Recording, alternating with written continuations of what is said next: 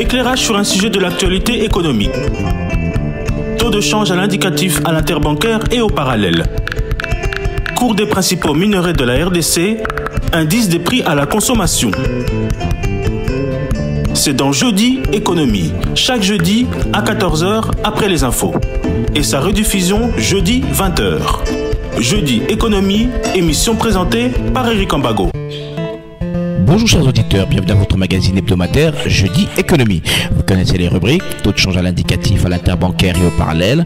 Vous aurez le cours des principales matières d'exportation du pays, le panel de la ménagère et un invité pour commenter un sujet de l'actualité économique. Commençons par le taux de change. Béro Matanda, bonjour. Bonjour Eric Ambago. Quelle est la parité aujourd'hui franc-congolais principale de devise étrangère? La parité franc-congolais principale de devise étrangère à l'indicatif se présente comme suit. Un dollar américain vaut 2839,9 385 francs congolais. Un euro équivaut à 3093,0544 francs congolais. Un franc CFA égale à 4,7153 francs congolais. Et un rand sud-africain vaut 161,0278 francs congolais. Au marché parallèle, un dollar américain équivaut à 2860 francs congolais, un euro vaut 2996 francs congolais et un franc CFA égale à 4,3 francs congolais. Et quel est le cours des principales matières d'exportation du pays? Voici le cours des matières premières. La tonne du cuivre a enregistré encore une baisse. Elle coûte 9401,40 dollars américains contre 9594,77 dollars américains la semaine dernière. Le coût de la tonne du cobalt n'a pas bougé. Il coûte toujours 24 233 dollars américains. L'once d'or est vendue à partir de 2673,60 dollars américains contre 2608,16 dollars américains la semaine passée. Le baril du pétrole revient à 70,55 dollars américains contre 73,35 dollars américains il y a une semaine. Et enfin, une tonne de cacao est vendue à partir de 7942 dollars américains contre 7050 dollars américains la semaine dernière. Merci Béram Matanda, on vous retrouve avant la fin de l'émission pour le panier de la ménagère.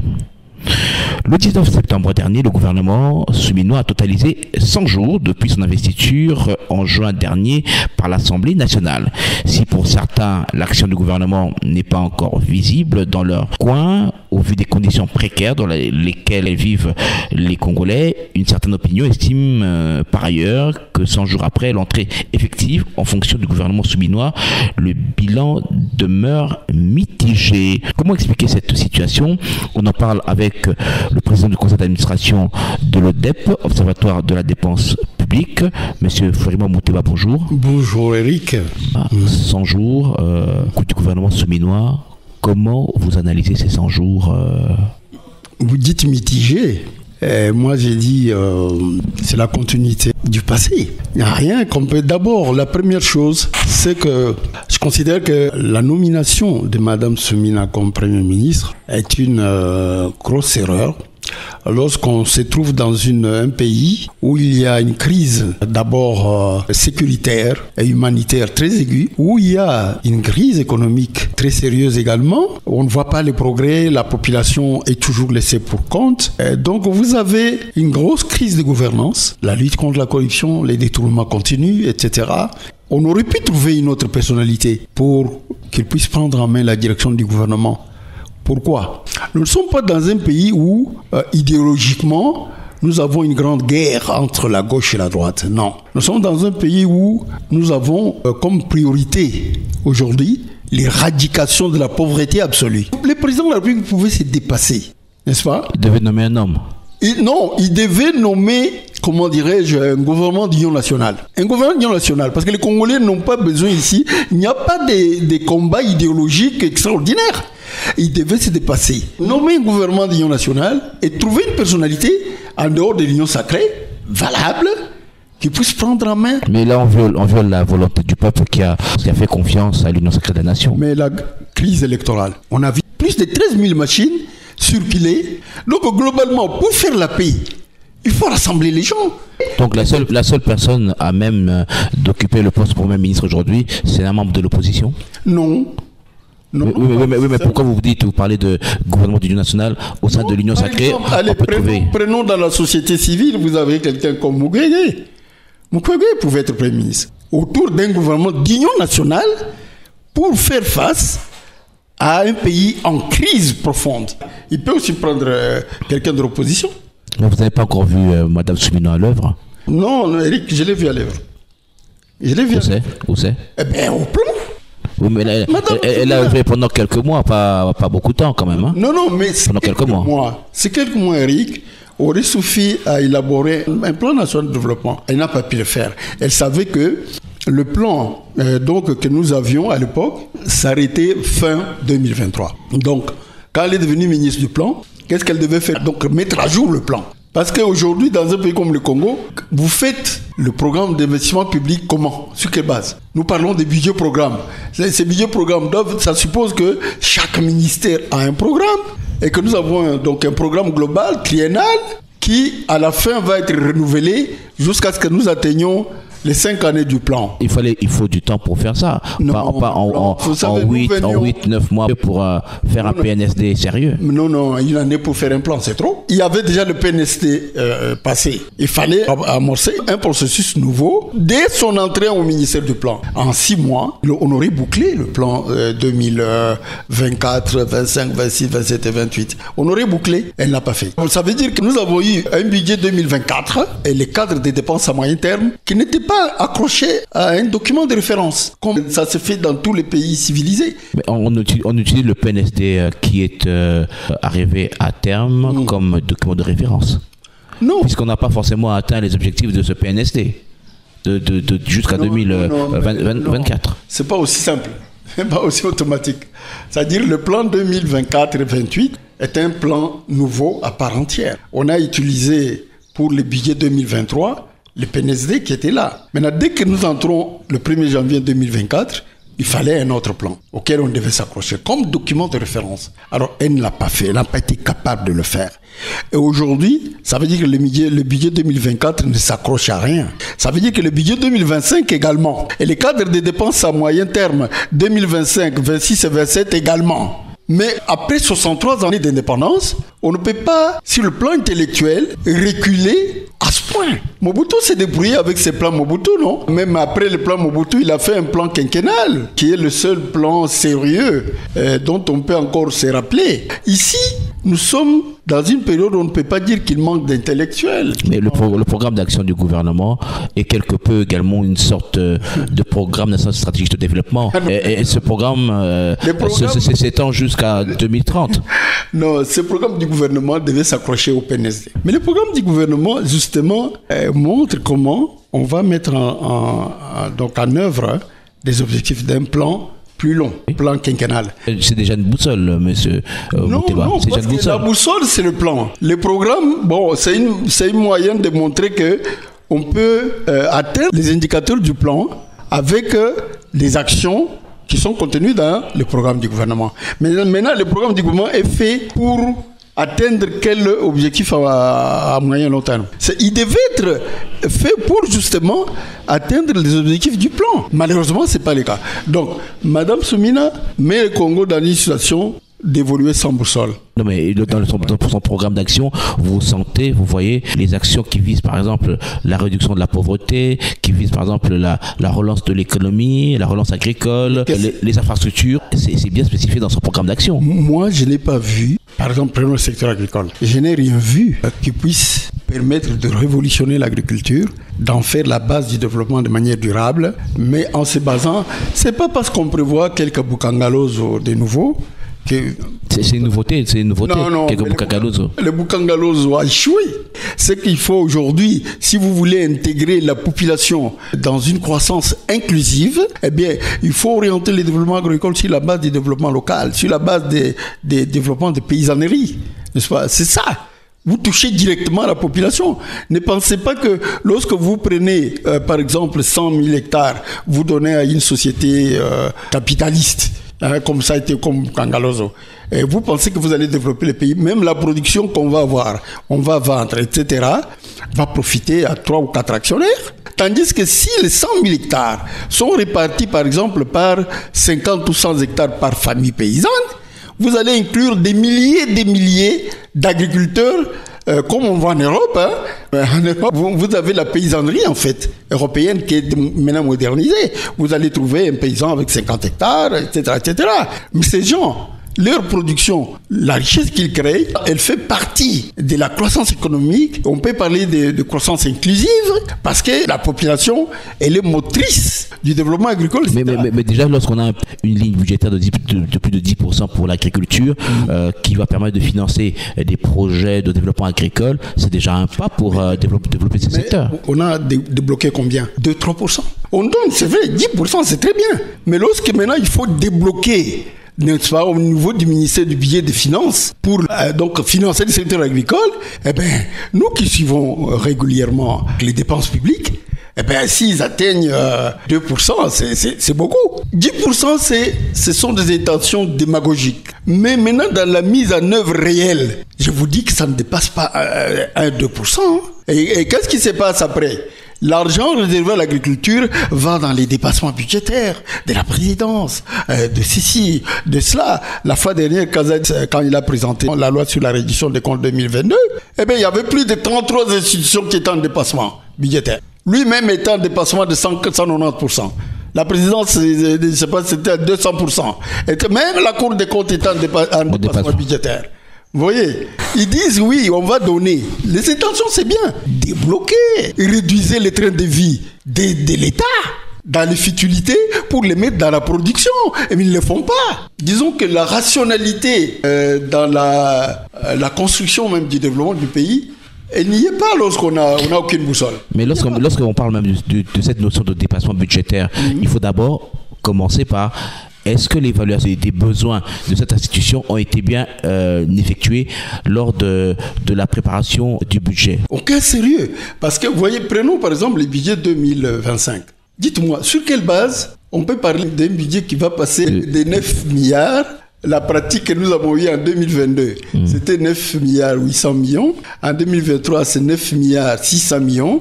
Dites-moi par quel miracle nous allons passer de 9 à 18 milliards. Vous voyez, on est à 12 milliards, on était à 12 milliards. On était à 9 milliards 800 millions. 12 milliards en 2023. Peut-être des prévisions. Mais de la réalisation. On parlait de 16 milliards, ressources propres, c'était 12 milliards de dollars atteints. Non. Lorsque je parle de ça, avant, j'avais fait une communication dans ce sens-là, et j'ai demandé à la structure la plus crédible du gouvernement pour dire, dites-moi, 2022-2023, c'était combien? Il m'a dit, Florimond, c'était 9 milliards 800 millions en 2022, nous avons atteint 9 milliards 600 millions en 2023. Maintenant, on ne peut pas tout rejeter, parce que souvent on me dit, voilà, il voit qu'il est pessimiste. Passer d'un budget de 4 milliards à 9 milliards, chapeau. C'est bien. Mais seulement, on pouvait faire plus. Mais on l'a fait aussi pourquoi?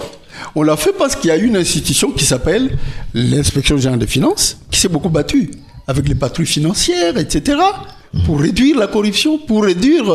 D'ailleurs, on a eu des résultats, avec ce travail de l'IGF. Oui, nous avons gagné dans l'indice de perception de la corruption, de Transparency, nous avons gagné 10 places. Nous sommes peut-être le 20e pays le plus corrompu au monde, mais on n'est plus le 10e. Revenons toujours sur la question même du budget. Si l'IGF, qui a fait un effort avec nous tous pour arriver à là, est-ce que vous savez qu'aujourd'hui que l'IGF a perdu beaucoup de ses attributions? La loi qui crée une direction à l'ANER, une direction qui fait la même chose que l'IGF. Mais l'IGF a beaucoup perdu. Vous savez que les patrouilles financières qui ont permis d'endiguer en amont la corruption, les détournements, elle est supprimée. Mais certains disent qu'il faut d'ailleurs augmenter les structures de contrôle. Non, attendez. Avant d'augmenter, d'abord donner les moyens à la Cour des comptes, par exemple. Au lieu d'aller créer une structure policière à l'ANER. Lorsqu'on parle de l'ANER, qui est une agence d'intelligence, agence de renseignement, les renseignements englobent beaucoup de choses, plusieurs secteurs. Sécurité, c'est dans plusieurs secteurs. Et sécurité économique, sécurité territoriale. Oui, mais vous savez, prenez les pays occidentaux. Il y a en France la Cour des comptes, il y a en France des structures comme l'IGF, etc. En tout cas, au niveau des structures de renseignement, on s'occupe plus de la sécurité de l'État, de la sécurité mondiale, etc. Étant donné que ces pays-là ont une gouvernance qui est bien, on ne va pas aller donner à la DGCE ou à la Direction générale des renseignements, etc., de telles missions. Il y a des gens spécialisés pour faire ça. Chez nous, on va donner à l'ANER ces attributions-là. Pourquoi? Parce qu'on veut avoir la même mise sur ceux qui contrôlent. Mais vous parlez de lutte contre l'IGF, il y a la Cour des comptes, il y a le CNRF. Il y a la CNRF, oui. Il y a la Cour des comptes, il y a l'IGF pour l'instant. Alors si on ajoute 2-3 autres services de contrôle, ça va étouffer les autres l'IGF. Déjà n'ont pas de moyens de fonctionner. Vous pensez que la Cour des comptes, qui n'a que 60 magistrats, peut faire son travail correctement aujourd'hui? La Cour des comptes. L'IGF aussi ne peut pas couvrir tout le pays. Non. C'est-à-dire que je ne fais pas un discours pro-IGF. Non. J'ai dit que l'IGF a atteint un certain niveau d'efficacité dans les contrôles. Ouais, rappelez-vous la Sicomine, etc. Mais je dis que à côté de l'IGF, déjà, qu'on donne les moyens à la Cour des comptes, qu'on donne les moyens à la CNRF. Vous savez que l'autorité de régulation du marché public a déjà des problèmes de nomination des dirigeants, etc.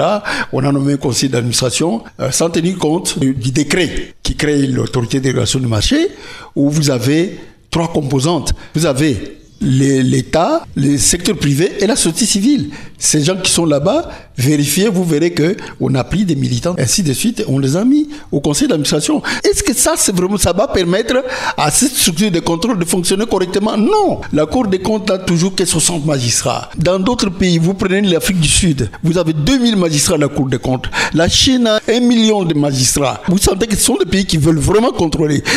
Un pays comme le Congo, 60 magistrats, tous presque en retraite. Nous disons par exemple, le président s'est dit à la fin de l'année 2024, moi je veux 1000 magistrats. Il a fait dans la magistrature, judiciaire. Il a engagé des magistrats, non? On peut aussi engager des magistrats pour le contrôle, dans la Cour des comptes. Vous voyez par exemple quand vous parlez de bilan de 100 jours. Si on avait engagé par exemple 50 magistrats de nouveau, 100 ou 200, je dirais chapeau. Là, il y a un progrès. Mais ici, ils sont toujours 60 et sans moyen vraiment de faire le travail. Ils demandent la réforme de la loi, n'est-ce pas, pour augmenter les moyens de travailler. Nous allons voir si le Parlement va le faire. On parlait justement de ces budgets de 9 milliards à 18 milliards. Vous dites que c'est impossible. J'ai dit que c'est pas crédible. Et lorsqu'on parle d'un taux de croissance le plus élevé du continent africain, on table presque vers 6% de taux de croissance. Ça peut permettre de multiplier. Et n'est pas inclusif. Oui, pas inclusif. Mais pas inclusif. Oui, mais c'est un taux de croissance qui peut permettre de multiplier par 2 un budget. 9 milliards. Est-ce que vous savez aujourd'hui combien de contribuables nous sommes? Pas plus de 200 000. Vous pensez qu'avec 200 000 contribuables mal maîtrisés, où la corruption dans les services de l'État comme la DGI, la DGRA, des bas sont pleins, vous pensez qu'avec les 200 000 contribuables, nous allons avoir davantage de moyens? Voilà pourquoi il faut cette direction au sein de l'ANR peut permettre justement de renforcer le contrôle et augmenter le budget. Il ne faut pas mêler ces services de sécurité comme l'ANR devrait être plus efficace, par exemple, pour endiguer et empêcher des nouveaux groupes armés de se créer. C'est d'abord ça. Regardez, que vaut l'ANR quand on voit que la crise sécuritaire que nous traversons? Il y a toute une partie du Congo qui ne peut pas produire normalement, correctement, parce qu'il y a une grave crise sécuritaire, grave crise humanitaire, etc. C'est là où on devrait voir l'ANR faire du vrai boulot. En 2025, vous dites qu'on ne pourra pas atteindre 18 milliards. On pourrait atteindre combien? On ne peut pas atteindre même les 9. Pourquoi? Parce que l'IGF, qui avait permis qu'on atteigne 9, est en train d'être marginalisé. Vous voyez, lorsque les patrouilles sont écartées du contrôle. Mais on va revenir aux 4 milliards de Kabila. Le coût des minerais toujours en hausse, ça permettra de garder stable l'économie congolaise. L'économie congolaise ne comprend pas que le secteur des mines. L'économie congolaise comprend le secteur agricole, les infrastructures, les transports. Mais c'est une économie tirée à 70% par le secteur primaire, les mines, les secteurs extractifs. Non, mais l'économie congolaise est basée presque exclusivement sur la production minière. Tout dépend des mines, n'est-ce pas? Mais quand tu vois ces mines, je reviens sur la question de la Sicomine, la période avec Joseph Kabila. Les mines, non? Qu'est-ce que ça a rapporté au Congo? Les Chinois ont pris 17 milliards. Et nous, on n'a même pas atteint 350 millions en 15 ans. Ce secteur est géré comment? Il est contrôlé comment? Il est gouverné comment? Pour que le Congo puisse engager les bénéfices dont il a besoin. Nous avons vu dans le cas de la Chicomine que c'était un désastre. Pourquoi est-ce qu'on a révisé le contrat? Donc par tradition, sauf à l'époque de Mobutu, quand il venait de nationaliser l'union minière de Okatanga, on a vu que le pays a quand même profité de cela. Aujourd'hui, les mines, c'est vraiment une malédiction, hein, parce que le Congo n'en profite pas. On voit des investisseurs. Oui, mais vous savez déjà, le code minier leur donne beaucoup d'avantages. Quand vous avez des exonérations, regardez les cas de Glencore. Glencore, on a déploré les 700 millions d'exonérations que Glencore a reçues de la RDC. Donc il y a une année, je crois qu'on a déploré ça. Glencore est accusé aux États-Unis des pratiques de corruption en RDC et sanctionné pour 1 milliard à peu près, pénalisé pour des faits de corruption. Mais en même temps, ici, Glencore vient obtenir des exonérations de 700 millions. Est-ce que vous pouvez comprendre ça? C'est comme si, en accord avec le gouvernement, ils se sont entendus pour qu'ils puissent récupérer ce que les Américains l'ont taxé là-bas. Et donc vous comprenez que tel qu'il est gouverné notre secteur minier, on n'a pas grand-chose. Même si la production augmente, même si ces entreprises peuvent aujourd'hui transformer de manière préliminaire ces minerais ici au Congo. Mais c'est ça, c'est des projets. Nous aimerions bien. C'est des projets, mais qui a encore commencé? Certains font déjà des lingots. Oui, mais c'est juste une transformation primaire. Qui peut augmenter si l'offre de l'électricité augmente? Pas seulement l'électricité, on peut avoir des industries de fabrication de câbles électriques, on peut avoir beaucoup de produits qui sont produits en Belgique ou ailleurs avec le cuivre congolais. On a déjà une société qui produit des câbles électriques ici au Congo, des câbles cuivre. C'est bien. Ça c'est bien, s'il y en a une, c'est bien. Mais par rapport à l'offre en matière première, n'est-ce pas? Si il y a par hasard une entreprise qui produit les câbles, mais ça ne fait pas tout ce qu'une industrie qui a pour base les cuivres et autres, cobalt comme matière première peut faire. Non. Est-ce que nous avons maintenant aujourd'hui des voitures électriques que nous faisons avec notre cobalt? Pour l'instant, il n'y a rien.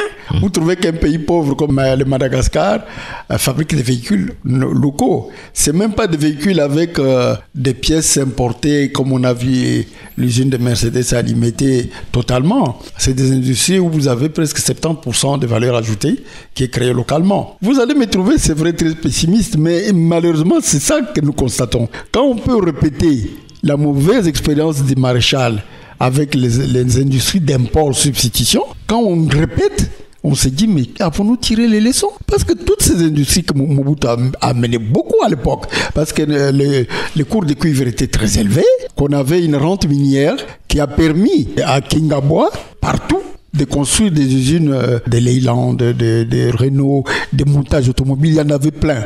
Aujourd'hui, partout, il y a les églises de réveil. Tous ces bâtiments, aujourd'hui, ce sont des églises de réveil. Parce que c'était une industrialisation tronquée, basée sur l'import-substitution. C'est-à-dire que vous voulez fabriquer une voiture Peugeot au Congo, vous importez tout.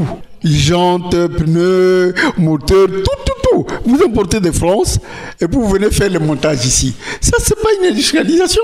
Et qu'est-ce qui s'est passé? Quand les cours de cuivre, la montée des prix de pétrole en 73, etc., les cours de cuivre ont baissé, c'était une économie construite sur du sable. Et tout s'est écroulé. Voilà, nous ne pouvons pas répéter ça. Moi, je considère qu'une industrie saine, vous verrez dans mon livre ici, j'en parle, Un avenir pour le Congo, une industrie saine doit partir du développement des secteurs primaires comme l'agriculture de manière autonome ici. Et on va commencer par créer des industries d'approvisionnement en matériel, en engrais, etc. à l'agriculture.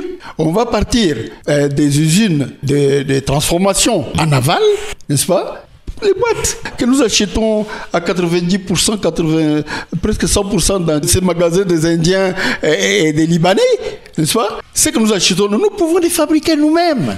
Et c'est ça l'industrie dont nous parlons. On parle justement de ces 100 jours de Madame Suminois. Vous dites, vous n'avez rien vu, le bilan est négatif. Moi, je cherche. Je cherche pour voir qu'est-ce qui a changé. Mais lorsque la pauvreté est toujours là. Mais la stabilité du cadre macroéconomique, vous avez vu le taux d'inflation, le yo-yo qu'on avait enregistré pendant quelques mois, c'est plus ou moins stabilisé. Et s'entraîne quoi dans les paniers de la ménagère? Mais quand il y a une stabilité, ça permet quand même aux gens de faire des prévisions ou des provisions. Madame Soumina a créé combien d'emplois en 3 mois, en 100 jours? Les jeunes ont besoin d'emplois. Aujourd'hui, les secteurs qui ont un potentiel de création d'emplois, c'est l'agriculture. Si tous les jeunes ici peuvent rentrer, il a 30 hectares, 50 hectares, etc., on les ramène dans les milieux ruraux, vous verrez que la croissance va permettre de réduire la pauvreté. Ça c'est un processus. C'est pas, on ne peut pas en 90 jours, peut-être pas en 100 jours ou plus que l'on crée des milliers d'emplois. Mais qui c'est qui dit là depuis 5 ans, il a créé combien d'emplois? Mais je dis que Soumina n'est de là que depuis plus de 100 jours. Soumina, c'est la main de Tshisekedi, c'est la tête de Tshisekedi. Soumina ne peut faire que ce que le président lui demande. Et donc, Soumina n'a pas une indépendance particulière. Elle démarre un nouveau quinquennat.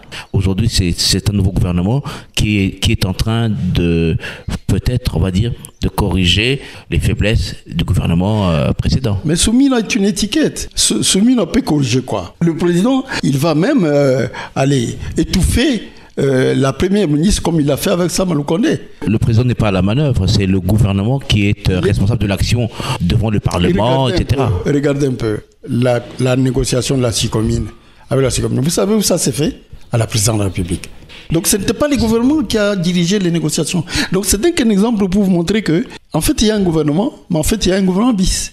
Et le gouvernement bis, c'est celui qui domine le plus, c'est le gouvernement de Tshisekedi. C'est pas le gouvernement de la nation.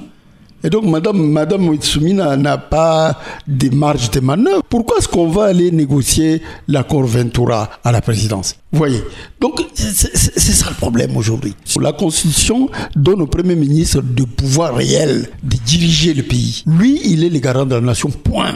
La chef du gouvernement a fait son travail. Elle suit de près la situation économique. Elle est en train de s'atteler justement pour lutter contre la vie chère. Vous avez vu ces mesures prises par le gouvernement. Le gouvernement avait promis la réduction du prix du carburant à la pompe. Cette décision est effective. C'est près de 15% de réduction du prix du carburant. Ça fait partie du bilan. Ça profite à qui? Ça profite aux nantis. Non, mais déjà à la population aussi. Le transport en commun, la logistique, le transport, c'est l'un des éléments clés qui favorise la baisse ou la hausse du prix des produits de première nécessité. Non, mais écoutez, moi la réduction du prix du carburant n'influe pas sur grand-chose en milieu rural. C'est là où il faut faire le développement. Ça donne à quelques-uns qui ont des véhicules à Kinshasa, même quand vous parlez de transports en commun, quand nous regardons les transports en commun, c'est une honte. C'est une honte. Ces pays peuvent avoir comme transport en commun les esprits des morts là qui circulent. Vous voyez ça? Pour faire vraiment aller la société Transco très mal gérée et tout ça, n'est nulle part. La ville de Kinshasa devait avoir pas moins de 10 000 ou 20 000 bus, n'est-ce pas? Propres pour la circulation des gens, etc. Les gens circulent dans les esprits des morts. Mais les bus Transco sont également en train d'être montés et vont être remis à disposition. Oui, mais les bus Transco, la société Transco, l'ODEP a dénoncé en son temps cette société Transco. À l'époque, on avait même arrêté les DAF sur la base de la dénonciation de l'ODEP. Qu'est-ce qui a changé là-bas? Il y a aujourd'hui une nouvelle dynamique. Il y a le carburant qui est donné régulièrement. On voit les bus circuler. Donc il y a des choses qui sont en train d'évoluer quand même. On ne peut pas dire ça comme ça, vous et moi. Nous devons parler sur la base d'une évaluation. Qu'on évalue Transco aujourd'hui, après qu'on ait changé de direction, Transco, qu'est-ce que ça a donné? Lorsque vous faites une comparaison entre ce que vous avez dit il y a quelques mois et aujourd'hui, il y a quand même une différence. Nous n'avons pas évalué. Donc aujourd'hui, je ne peux pas vous dire si Transco ça va. Il faudra évaluer pour pouvoir donner un avis. Mais l'apparence, les gens parlent, etc., c'est de l'apparence. Mais entre-temps, on est passé à combien de bus aujourd'hui? Depuis que la société... en tout cas, il y a une quinzaine de bus qui sont déjà à disposition. Eric, on a besoin de 10 000 bus à Kinshasa, au moins. 20 000 bus à Kinshasa. On tourne toujours autour des 200, 300 depuis que Transco existe. C'est un processus. Oui. C'est un processus pour atteindre 10 000. Il faut commencer par 200, 205, etc. Le processus chez nous, c'est la dégradation partout. Donc le processus ne nous mène pas vers des progrès. Allez, prenez par exemple les cas de l'autorité des régulations de la Poste. C'est terrible. Ces gens qui se donnent du salaire de 65 000 $ par mois. J'ai les tableaux. Et qui a été contesté par l'intersyndicale ou les syndicats. Ma source, c'est quoi? Vous savez, nous avons autrefois créé une ligne verte, une boîte mail verte. Je confirme ici. Et les données de l'ODEP sont venues des directeurs de l'autorité des régulations. On cherche à les licencier. D'ailleurs, l'adjointe de M. le Président, là, j'ai une lettre ici que je peux vous montrer. Elle est en train de dénoncer la mauvaise gestion de son titulaire. Vous savez que j'ai même les relevés bancaires de l'autorité. Ça ne peut venir que de la comptabilité. Est-ce que c'est authentique? Mais attendez, c'est parce que nous sommes dans l'interview. L'RPTC avait pièce contre pièce. Elle rejette... Ce qu'elle a rejeté, c'est quand nous avons dit qu'ils avaient, disons, 400 000 par mois. C'est ça qu'on avait dit. Disons qu'on a un peu, à l'époque, on a un tout petit peu généralisé. Ce qu'ils ont contesté, c'est la totalisation qu'on avait faite. Mais leur salaire, c'est 65 000. Quand les pauvres députés touchent 21 000 $, on crie. La vice-présidente, elle avait promis de vous poursuivre en justice. Non. Ce qu'elle a promis, c'est ce qui les concernait, elle. N'est-ce pas? Mais ici, elle-même, nous a écrit. Elle-même est en train de dénoncer la mauvaise gestion. Peut-être qu'ils disent non, 400 000, on a exagéré. Très bien. Prenons 65 000. Et c'est normal. Dans un pays où un déplacé de guerre touche 150 francs congolais par an. Pendant qu'un député qui touche 21 000 $, qu'est-ce qu'on n'a pas créé? On a dit 5 000 $ aujourd'hui. Non, c'est faux. Ça, Kamera a menti. Ça, c'est faux. Ils ont dit, mais même les députés ils ont confirmé 5 000 $. Non, c'est faux. Un député continue à avoir aux environs, je crois, de 9 000 $ de salaire de base, mais... C'est pas 5 000 $ salaire de base. Non, avec les primes qui peuvent peut-être monter. Non. Ça ne change pas comme ça dans un budget. Peut-être s'ils ont changé le budget 2025, oui. Un budget ne se change pas comme ça. Ce que nous avions déclaré, c'est ce qui était repris dans la loi des finances. Qui a changé la loi des finances entre-temps? Oui, mais ils ont dit que le chef de l'État avait demandé, dans le cadre de la réduction du train de vie de l'État, de constater des sacrifices. Et l'Assemblée a constaté des sacrifices et a réduit de manière drastique son budget. Attendez, c'est-à-dire le budget, les salaires d'un député ne se réduit pas comme ça. Les salaires d'un député fait partie d'une prévision budgétaire, n'est-ce pas?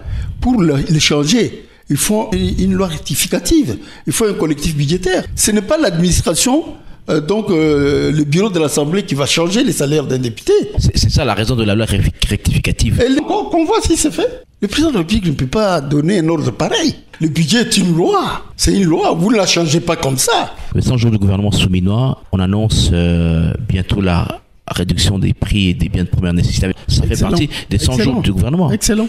Ça, c'est bien.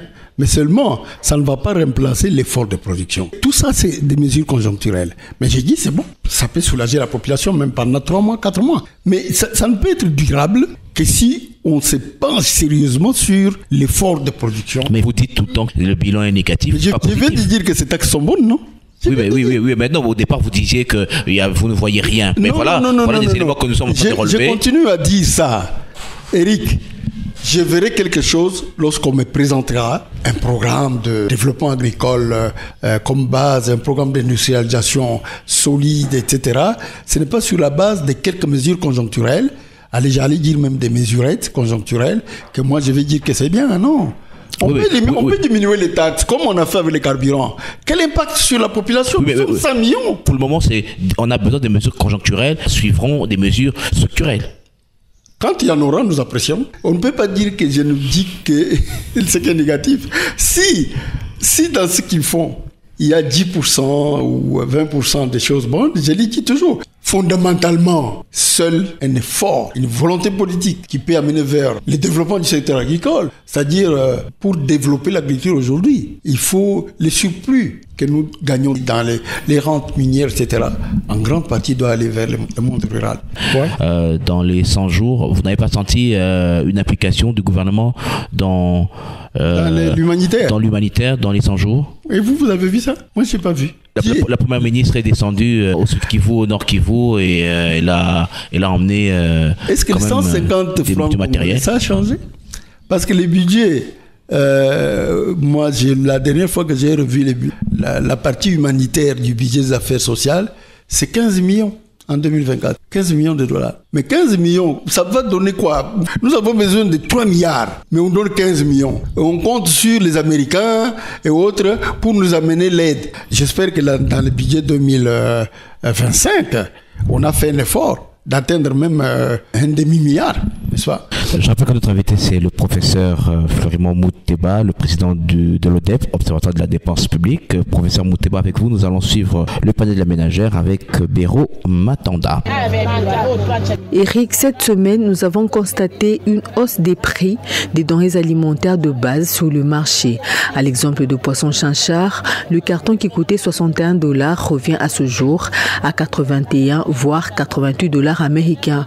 Le kilo est passé de 8 à 11 000 francs congolais. Un carton de poulet sans emballage revient à 28 $. Il était à 24 $ américains. Les revendeurs le vendent à 31 $ américains. Un poulet coûte 14 voire 15 000 francs congolais, c'est selon le poids. Un carton de cuisse de poulet revient à 26 $ américains. Le kilo est à 8 000 francs congolais. Un kilo de viande de bœuf coûte 20 000 francs congolais. Il était à 18 000 francs congolais. Un sac de riz de 25 kg coûte 71 voire 75 000 francs congolais. Une mesurette ou copo coûte 2 000 francs congolais. Un sac de semoule de 25 kg varie entre 46 et 68 000 francs congolais. Une mesurette ou écolo coûte 4 000 francs congolais. Une mesurette ou écolo de maïs revient à 2500 francs congolais. Un sachet de sucre coûte 16 voire 17 000 francs congolais au grand marché de Kinshasa. Une chikwang bateke coûte 1000 francs. Une botte d'amarante coûte 2000 francs. Une botte de feuilles de manioc coûte 3000 francs congolais. Une botte d'oseille coûte 1000 francs congolais. Un tas de bananes plantains varie entre 2000 et 7000 francs congolais. Un tas de poissons fumés coûte 5, 10, 15, 20 ou 50 000 francs congolais au marché Apollo à Kingabwa. Un tas de tomates fruits se vend actuellement à partir de 500 francs congolais. Un oignon varie entre 200 et 1000 francs congolais. Une gousse d'ail varie entre 200 et 1000 francs congolais. Un bidon d'huile végétale de 5 litres varie entre 28 et 30 000 francs congolais. Celui de 10 litres coûte 51 000 francs congolais. Celui de 15 litres coûte 71 000 francs congolais. Et celui de 25 litres coûte 120 000 francs congolais. Une bouteille de 750 millilitres d'huile végétale coûte 2 000 francs congolais. Celle de 1,5 litre coûte 7 000 francs congolais. Un bidon d'huile de palme de 5 litres coûte 17 000 francs congolais. Merci Béro Matanda, on vous retrouve la semaine prochaine avec vos différentes rubriques. Alors professeur, on amorce l'atterrissage. Rapidement, quelques questions avant de nous séparer. Rapport à mi-parcours du budget 2024, toujours pas disponible? Dernièrement, nous avons revu les TDR qui devaient être envoyés à la Banque mondiale pour avis de non-objection. Alors j'espère que cette fois, ça va aller. Dossier lampadaire, dossier forage, vous étiez en première ligne. Ouais. Mais la justice, elle, poursuit ses enquêtes. Le président de la République lui-même dit que sa justice est malade. Il y a beaucoup de dossiers qui ont été faits par l'IGF qui n'ont pas de suite. On a parlé déjà de l'époque bras de fer entre l'IGF et l'ancien ministre des Finances. Vous étiez du côté de l'IGF. Non.